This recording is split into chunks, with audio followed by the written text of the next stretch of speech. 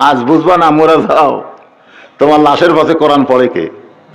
আমি প্রত্যেকটা মাহফিলে বলেছি, কোন নেতা মরে গেলে ওর জন্য কোরআন পড়া জায়েজ নাই। কোরআন পড়া জায়েজ নাই, কারণ মরা মানুষের জন্য কোরআন আল্লাহ দেয়নি, কোরআন দিয়েছে জীবিত মানুষের হেদায়েত। জোরে কোন কথা ঠিক কিনা?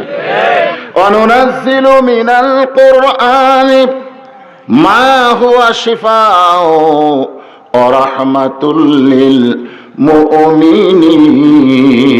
আল্লাহু আকবার। আল্লাহ বললেন ইল্লাল্লাযীনা আমানু, যারা আমাকে বিশ্বাস স্থাপন করেছে। ভাই ছোট বাচ্চাদের কাছে ওয়াজ করতেছেন, আপনারা একটু মনোযোগ দিয়ে শুনেন। আমরা আল্লাহকে বিশ্বাস করি, এই কথাটা সবাই বলেন, আমরা বিশ্বাস করি। সাহাবীরা বললেন হুজুর বিশ্বাস সম্পর্কে আমরা জানতে চাই। আল্লাহ রাসূল বললেন ইকরার বিল লিসান, তাসদিক বিল জানান, আমল বিল আরকান, এরই নাম হলো ঈমান। এক নম্বর ঈমান। ঈমান যদি ঠিক না থাকে আপনি যত আমল করেন কাম হবে না। হবে? যখন হবে ঈমানই ঠিক নাই, যত ভালো আমল করেন আপনি জান্নাতে যাওয়ার পারবেন না। যার প্রমাণ হলো নবীর চাচা আবু তালেব। আল্লাহ রাসূল বলেছেন মায়ের পেটে আমি এতিম হয়েছি, কিন্তু দুনিয়াতে আসার পর আমি এতিম না। সাহাবারা জিজ্ঞাসা করলো হুজুর মায়ের পেটে আপনি এতিম হলেন, দুনিয়াতে আসার পরে আপনি এতিম না কেমনে? আল্লাহ রাসূল বললেন ভাগ্যগুণে এমন একটা চাচা পেয়েছিলাম যে চাচা বাবার চাইতো বেশি দরদ আমাকে করেছে। আমার যে বাবা নাই এটা রাসূল আমি কোনোদিনও বুঝবার পারিনি। ধরে কোন সুবহানাল্লাহ। সে চাচার নাম হলো আবু তালেব। এরপরে ওই চাচা জাহান্নামে যাবে। ওই চাচা কোথায় যাবে? কেন যাবে? কোন ঈমান নেই।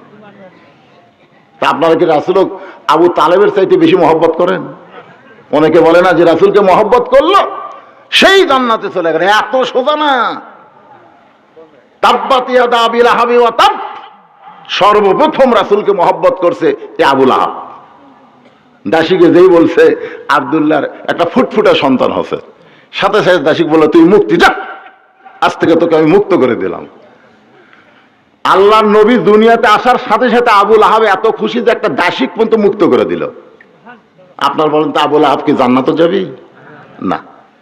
সবচাইতে দানবীর আপনারা কয় টাকা দান করছেন? পৃথিবীতে সবচাইতে বড় দানবীর হলো হাতেম তাই। নাম কি? হাতেম তাই।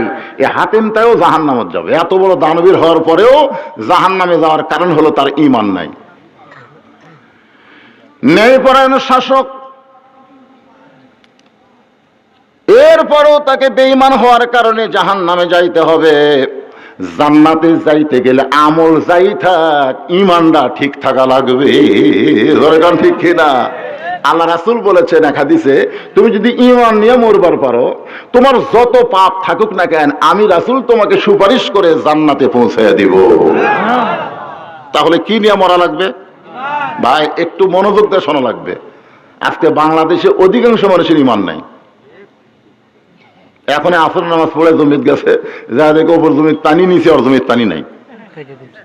কে রে? ওপর জমির পানি চলমল করে, আমারটা শুকে গেছে, ঈদের ধান কেমনে হবে? চারিদিকে তাকাছে এরকম করে, তাকে দেখে কেউ নেই। আস্তে করে বসে আলকাটা দিয়ে ওই পানি দিয়ে হাত ধোছে, ধুয়ে আবার দাঁড়ায় বলতেছে কেউ দেখেনি, আলহামদুলিল্লাহ কেউ দেখেনি। আপনারা বলেন তো এই লোকটার ঈমান আছে? নামাজ আছে কিন্তু কি নাই? কথা কয় না। নামাজ আছে কিন্তু ঈমান নাই। ঈমান থাকলে কেউ দেখেনি এ কথা বলতে পারতো না, কারণ কেউ না দেখলেও আল্লাহ দেখে। জোরে কোন ঠিক কিনা? আজকে আমাদের বাংলাদেশের কেউ না দেখলেও আল্লাহ দেখে বিশ্বাস না থাকার কারণে অধিকাংশ মুসলমান জাহান্নামে যাবে, বেঈমান হয়ে তাদের মৃত্যু হবে। এই জন্য রাসূল বললেন ইকরার বিল লিসান, জবানে বলতে হবে লা ইলাহা ইল্লাল্লাহ। শুধু জবানে বললে হবে না, তাসদিক বিল জানান, এটা কলিজার মধ্যে জায়গা দেওয়া লাগবে। কলিজার মধ্যে ঈমানের জায়গা যখন হবে